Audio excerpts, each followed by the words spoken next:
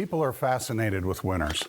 Everyone wants to know how their favorite sports star or celebrity achieved their greatness.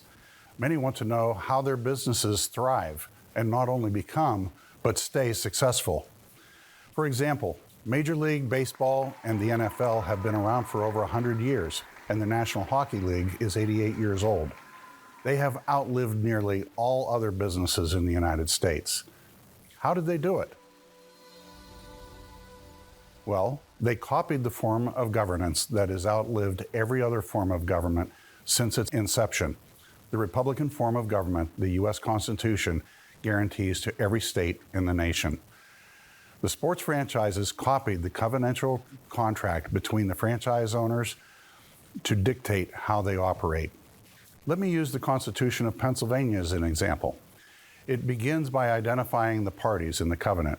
We, the people of the Commonwealth of Pennsylvania, grateful to Almighty God for the blessings of civil and religious liberty, and humbly invoking His guidance, do ordain and establish this Constitution. Sports franchise contracts, and in truth nearly all covenantal contracts, start by identifying the parties, the franchise owners, just as our constitutions do. Note, there is no mention of government, only the franchise owners. In American constitutions, those owners are we, the people. Next is the rights of the franchise owners. In Pennsylvania's Constitution, they are Article 1, the Franchise Owner's Bill of Rights. Have you noted there's no mention of the law, the rules of the game yet? That is because it's important to declare who can make the law. In sports franchises, the franchise holders have a rules committee. That committee is made up by members of the franchise, selected by the franchise holders to make the rules. This copies Article 2 of the Pennsylvania Constitution, the legislature.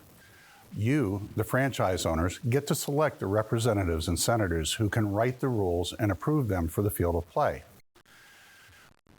Article 3, legislation, covers how the rules are to be created and the force of law that they have. Article 4 describes our players and coaches, the executive branch, which carry out the rules and make the plays on the field. Article 5 is our referees, the judges who call the fouls on the field of play. Note here that the players and coaches, as well as the referees, are literally and figuratively under the law. They have no ability to change the rules on the field of play. Most of us have, as kids, played some backyard sport where there were house rules or home court rules, and the rules changed at the whim of the person who had the ball or the yard. That always leads to confrontation and anger. The sense of fairness is violated. When our executive branch or the judicial violate the clear intent of the law, we experience the same. For instance, in September of 2020, the Pennsylvania Supreme Court made a decision to allow drop boxes, which had never been addressed in the Pennsylvania legislature, and allowed counties to count mail-in ballots, violated the clear language of the Election Code and Title 25. These were clearly acts beyond the power of the Supreme Court and the executive branch. Because those decisions were followed through in a handful of counties, caused a situation where, once all those ballots were intermingled with the lawful ballots, there was no way to determine who actually won the races that November. More than 2 centuries of playing by the rules of our covenants has provided the most stable form of governments the world has ever seen. After more than a century, 3 sports franchises copied that successful form of governance and have prospered for 88 to 121 years.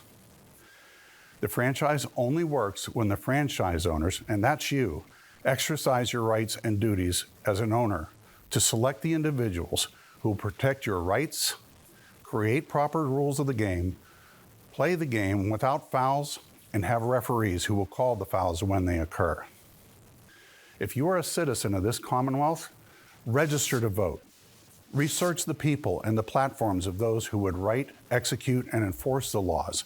Then take a few minutes, twice a year, to vote for those you find worthy. I'm Senator Chris Dush, and I encourage everyone to stay vigilant and defend our Constitution.